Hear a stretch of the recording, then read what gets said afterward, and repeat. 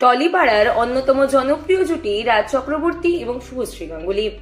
প্রেম, বিয়ে থেকে শুরু করে সন্তান, তাদের ব্যক্তিগত জীবনের নানা মুহূর্ত বরাবরই অনুরাগীদের নজর কেড়েছে। কিন্তু এবারই পাওয়ার কাপলকে ঘিরেই শুরু হয়েছে নতুন জল্পনা। টলিউডে কান পাতলেই নাকি শোনা যাচ্ছে রাজ ও শুভশ্রীর সম্পর্কে তৈরি হয়েছে দূরত্ব।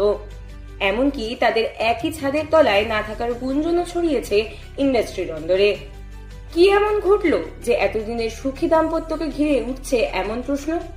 শোনা যাচ্ছে 2-3 দিন আগে পরিচালক স্বামীর সঙ্গে অভিনেত্রীর বাগবিতণ্ডা হয়, যা কিনা আবাসনের বাকিরাও টের পেয়েছেন বলেই ফিসফাস। আর তার জেরেই রাজ চক্রবর্তী আপাতত বিলাসবহুল আবাসনের সংসার ছেড়ে দক্ষিণ কলকাতাতেই তাদের পুরনো বাড়িতে গিয়ে থাকছেন। রাজ ও শুভশ্রীর সম্পর্কের শুরুটাও ছিল যথেষ্ট আলোচিত।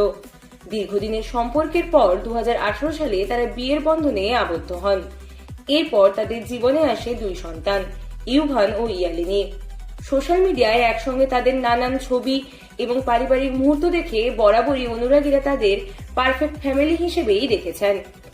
তাই হঠাৎ করে বিচ্ছেদ বা আলাদা থাকার মতন খবর সামনে আসতেই স্বাভাবিকভাবেই শুরু হয়েছে জোর চর্চা।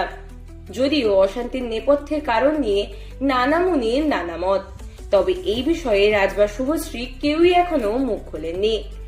শেষ পর্যন্ত কি সত্যি তাদের সংসারে অশান্তির মেঘ ঘনিয়েছে, নাকি সবটাই শুধুই গুঞ্জন? সেই উত্তর মিলবে সময়ের সঙ্গেই।